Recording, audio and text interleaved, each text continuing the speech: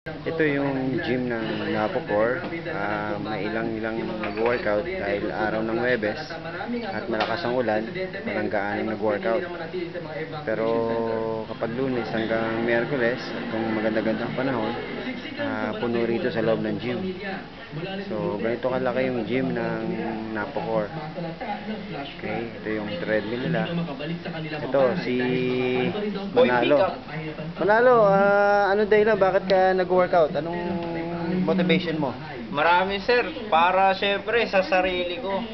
Pabata ng pabata yung nagkakasakit ngayon eh. Si Butchoy.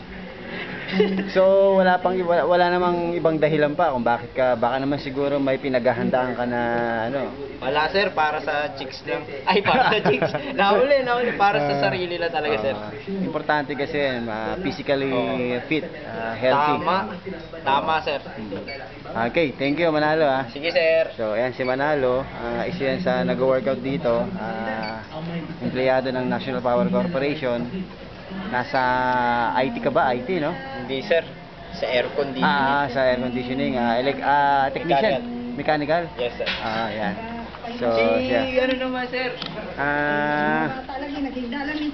Hanap ulit tayo ng isa pang nag-workout na taga NPC.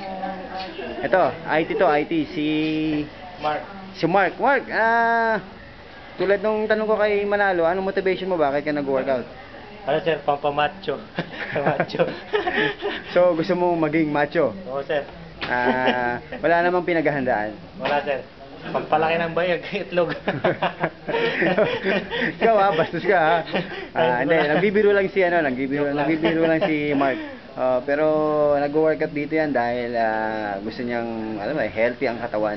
Sir, para healthy, maiwas sa sakit. Hindi naman ang girlfriend ng baka ni-request ng girlfriend mo na magpaganda ng katawan. Hindi naman. Wala nga girlfriend. Wala naman, magkakaroon ka na. Okay, thank you Mark thank you Mark. Ito si Sir, nagbe-bench press. Dati tatamad-tamad to on and off dito sa loob ng gym. Makikita mo, minsan mawawala. Pero ngayon consistent na siya dahil sa kanya maganda yung nagiging benefit sa kanya sa training. Okay, so, tanungin natin. Sir, anong motivation mo? Bakit na tuloy-tuloy ngayon ang training mo sa gym? Wala lang, talagang kailangan ito ng katawan natin kasi habang bata, tira ng tira. Kasi mahirap pagtanda, wala kang reserba. Ito magandang halimbawa ito, lalo na sa mga kabataan. Pag-iwas sa droga. Yung partner mo, sir, di ba? Si sir, may partner yan. Ngayon, medyo busy siya. Tanungin natin. Sir, yung partner mo, sir, ba't hindi ko napapansin ngayon sa loob ng gym? Medyo busy yung kanyang schedule Siguro sa palagay ko, pag nakaluwag-luwag, makasama namin ulit. Kasi gusto rin niya, siguro busy na sa trabaho. Yung ibang mga ka-empleyado mo, sir, wala ka bang nabanggit sa kanila na ito yung benefits ng pag-workout? Nababanggit din, kaya lang iba, pag pinakinggan, lampas sa kabilang tenga Kumbaga, wala pa sa puso nila, hindi pa sila iniipon ng Panginoon para dito. Siguro may iba pa silang pinagkakaabalahan. Okay. Yan, si sir, sobrang active siya ngayon dito. Sobrang sipag siya ngayong mag-workout dito sa loob ng gym. Dati, on and off, pero ngayon nakita niya yung benefits, so nagtuloy-tuloy na siya at kita niyo naman ang improvement, yung bicep niya at saka yung chest.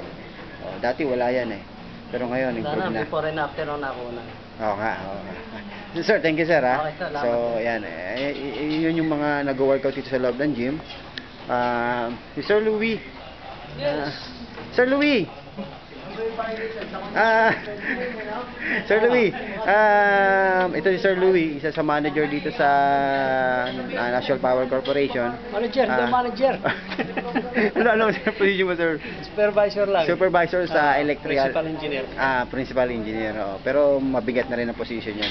Si Sir Louie, madalas siyang nag-workout dito sa gym ng National Power Corporation. Since nag-start ako rito, hindi siya nawala talaga. Sobrang sipag talaga niyan. Kita niyo naman yung benefits sa kanya. Kahit puti na ang buhok, pero yung lakas niya, lakas ng isang 30 anyos. Sir Louie, ano po ba yung motivation niyo? Bakit kayo nag-workout? Unang-una, nakikita niya, puti na nga yung buho ko, di ba? Yes, yes. Sabihin, nagkakaedad na tayo. Ah, Magsi-60 na nga ako eh. okay. Pero Wow. para ma-maintain ko yung aking stamina, physical fitness ko sa pangaraw-araw at lalong-lalo na sa pagtatrabaho, Mhm. yun, kailangan nating mag-exercise para lalong tumagal ang ating buhay. Ano pong masabi niyo sa mag-start pa lang mag-workout sa gym? Noong una, Yung mga gustong willing Ano, na mga bagong magsisimula pa lang, ano pa pwede Oo. niyo maipayo sa kanila? actually, sa mga kabataan natin, hanggat maaga, umpisan nyo nang mag-workout Mhm. para ma-maintain nyo na yung kabataan ninyo. Hindi katulad ko, nag-start ako siguro mga Late na. later na, mga 40 na, 40 and above. Almost. Kaya medyo mahirap. Pero medyo naano ako nung na-enhance yung aking stamina nga. Stamina. Oo. Ayan. Yan Kaya si, masarap ang pakiramdam. okay. Yan si Sir Louie. Thank you, Sir Louie. Isa sa mga vlogging presence sa loob ng gym. Hindi po siya nawawala since na nag-start ako rito, almost magpo 4 years na ako sa National Power Corporation. Tuloy-tuloy po si Sir Louie. Sinabi niya, magsi-16 na siya, pero tingnan nyo, yung lakas niya parang 30 anyos pa lang. So, yun ang benefits ng mga nag-workout. Sir Louie, thank you very much ha. At makakasa po kayo, ito ay makapanood nyo sa internet. Thank you, Sir Louie, thank you. So, ito yung gym ng National Power Corporation. Pag Monday hanggang Wednesday, napakarami nag-workout dito.